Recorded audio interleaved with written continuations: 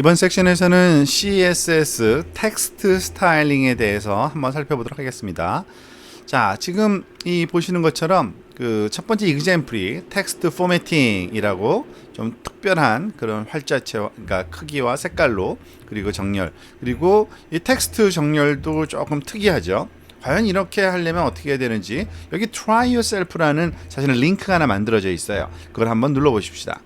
자, 그러면 지금 방금 전에 봤던 그 내용이 어떻게 우리가 스타일링을 해서 그와 같은 그 모양이 되게 됐는지를 지금 보여주고 있는데, 지금 바디 파트에 H1 엘리멘트와 패러그래프 엘리멘트와 그리고 앵커 엘리멘트가 전혀 그 뭐 새로운 게 없죠. 즉 그냥 기존의 HTML 파일 그대로입니다. 여기서 무엇만 바꾼 거냐면 스타일만 바꾼 거예요. 볼까요? H1 엘리멘트 같은 경우에는 중앙 정렬을 시켰고요. 텍스트 라인 센터, 텍스트 트랜스폼이라는 프로퍼티를 어퍼케이스로 바꿔서 사실은 텍스트 포매팅이 대문자로 써 있지는 않아요. 그런데 이렇게 대문자로도 바꿀 수 있고요. 그리고 색깔도 우리가 원하는 색깔을 줄 수 있었고요. 패러그래프 같은 경우에는 텍스트 인덴트라는 걸 줘서 들여쓰기를 여기서부터 50픽셀 했고요. 그리고 텍스트 얼라인을 justify라고 줘서 양쪽 정렬이라 그러죠. 양쪽 그 소위 그 마지막 바운더리까지 다 모든 그 텍스트를 늘려 쓰는 거고요. 레터 스페이싱이라 그래서 그 문자 간격을 좀 넓혀서 쓴 것을 좀 알 수 있죠. 정상적인 글자보다 조금씩 이렇게 벌어져 있어요. 그리고 A, 앵커는 보면 try yourself라는 요 태그 그 부분인데, 이 부분이 앵커로 되어 있는 건 알겠는데 우리가 알고 있는 기존의 그 모양이 아니죠. 밑줄이 거의 있질 않죠. 그게 바로 텍스트 데코레이션이 언더라인이었던 건데 그거를 지워버렸어요. none이라고. 자, 그 내용들을 차근차근 한번 살펴보도록 합시다. 우선 텍스트 컬러를 줄 수 있는 거, 이거는 여러 번 우리가 한번 해봤으니까 굳이 다시 한번 안 하겠습니다. 그러니까 body H1, H2에 대해서 컬러 콜론 블루 또는 컬러 그 파운드 사인 다음에 00, FF00 등등을 줄 수 있었고요. 자, 이번엔 텍스트 정렬, 이것도 살펴본 거죠. 텍스트 얼라인이라는 그 속성을 우리가 그 주면 되는데 센터로 주느냐, right로 주느냐, 요건 해봤는데 justify라는 값도 있습니다. justify는 모든 라인이 동일한 폭을 갖도록 펴서 왼쪽과 오른쪽 마진이 이렇게 일직선이 되도록 그렇게 만들어주는, 보통 신문 잡지에서 많이 쓰는 그런 정렬 방식입니다. justify는 한번 실험을 해볼까요? 자, 지금 보다시피 그 뭐 H1을 지금 중앙 정렬 시켰고요. 그리고 P date에서 패러그래프를 할지라도 date라는 클래스와 메인 클래스를 다르게 선언했죠.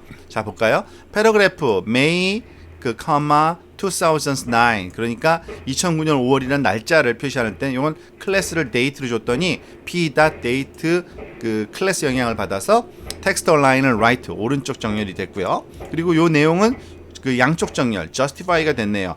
p.main 그 다음에 오는 주된 패러그래프 이 내용들은 클래스를 메인으로 준 다음에 p.main을 justify를 시켰기 때문에 이와 같이 양쪽 정렬이 된 거를 알 수 있습니다.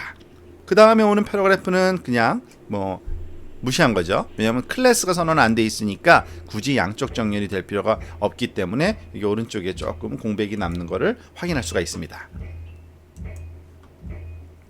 자, decoration, 텍스트 decoration이라는 거는 줄을 긋느냐 안 긋느냐입니다. 사실 그 우리가 그 앵커 같은 경우에는 밑줄이 거의 있는 게 디폴트인데, 그것을 그 다른 스타일로 밑줄이 없는 스타일로 하고 싶으면 텍스트 데코레이션 none 이렇게 주면 되고요. 앞부분에서 우리가 실험을 좀 해봤죠. 사실 그 텍스트 데코레이션에는 몇 가지가 있냐면 라인을 긋는 거기 때문에 세 가지가 지원됩니다. 그러니까 안 주는 것까지 네 가지죠. overline, line through, underline. 즉 무슨 말이냐면 한번 example 봅시다.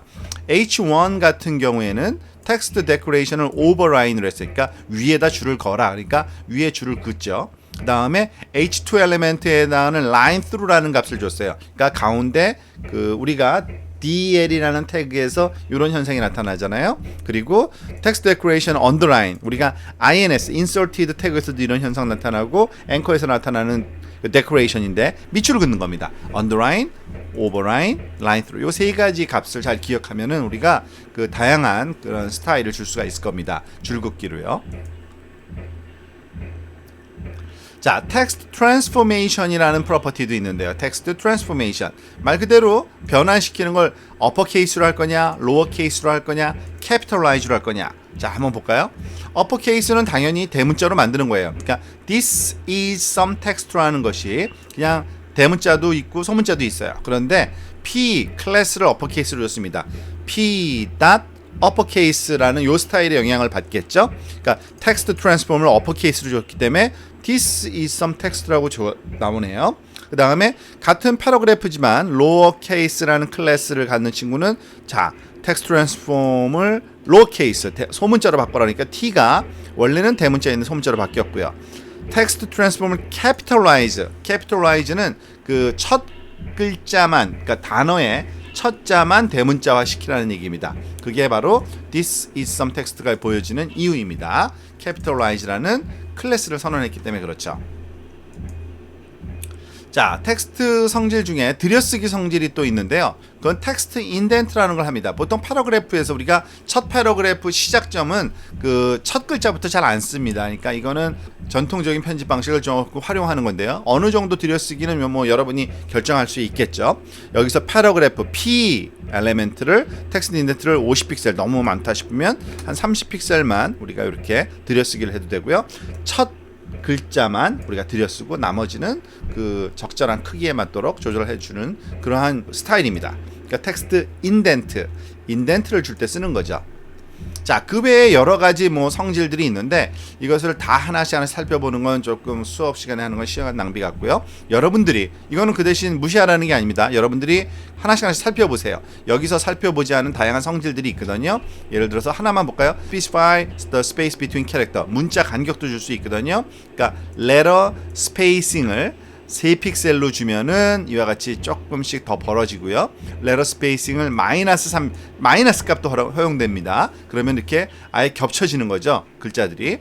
그와 마찬가지로 다양한 스페이스 between line 그리고 텍스트 디렉션, 텍스트 출력 방향 그리고 white space between the word 단어와 단어 사이의 간격 그리고 그 엘리멘트에 랩핑하는 것을 허용할지 안 할지 줄바꿈을요. 그리고 버티컬 얼라이먼트 이미지와 관련된 거고요, 이건요. 그리고 텍스트에 섀도우도 줄 수 있는데 이것들 역시 여러분들이 차근차근 하나씩 살펴보시기 바랍니다. 자, 우리는 엑서사이즈를 통해서 오늘 배운 내용들을 조금 복습하는 시간을 좀 가져봅시다.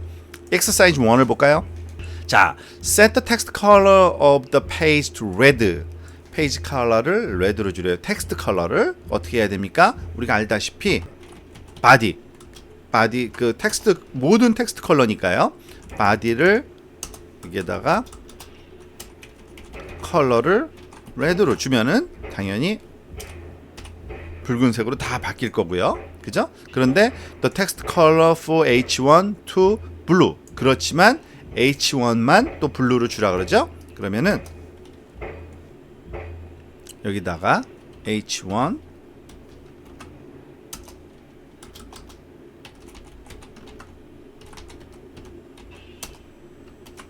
H1만 블루로 주면 H1만 블루로 이렇게 적용될 겁니다. 바디 안에 모든 게 있긴 하지만 좀 더 스페시픽한 그런 그 셀렉터가 선택되면 스페시픽한 것이 더 우선순위가 있기 때문에 이렇게 H1만 다른 컬러로 적용이 됩니다.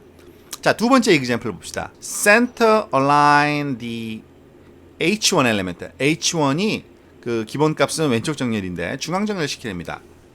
H1 텍스트 align을 center로 주고서 적용하면 중앙 정렬이 당연히 되겠죠. 세 번째 example. Remove the underline from the link. 여기 보통 기본적으로 앵커가 만들어지면요. 우리가 소위 색깔이 그 파란색으로 바뀌고 방문했던 곳은 보라색이고요. 그리고 밑줄이 거지는데 그 밑줄을 없애랍니다. 우리가 배웠죠? A라는 태그에 텍스트 데코레이션을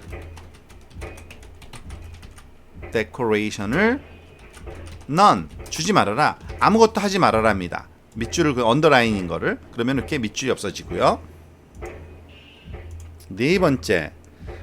Style text in H1 to uppercase letter and text in P to capitalize letter. 하나씩 해봅시다. H1 엘리멘트의 그 텍스트를 대문자로 바꾸래요. 지금 this is a heading 이 부분이 그 대소문자가 섞여 있는데 다 대문자로 바꾸랍니다. H1 텍스트 트랜스폼이었죠. 트랜스폼 uppercase 하면은 당연히 이 내용이 다 대문자로 바뀌고요. 그리고 P 엘리멘트는 capitalize 시키래죠. 그러니까 각 단어의 첫 글자를 대문자화 시키는 거죠. 그러니까 P 텍스트 트랜스폼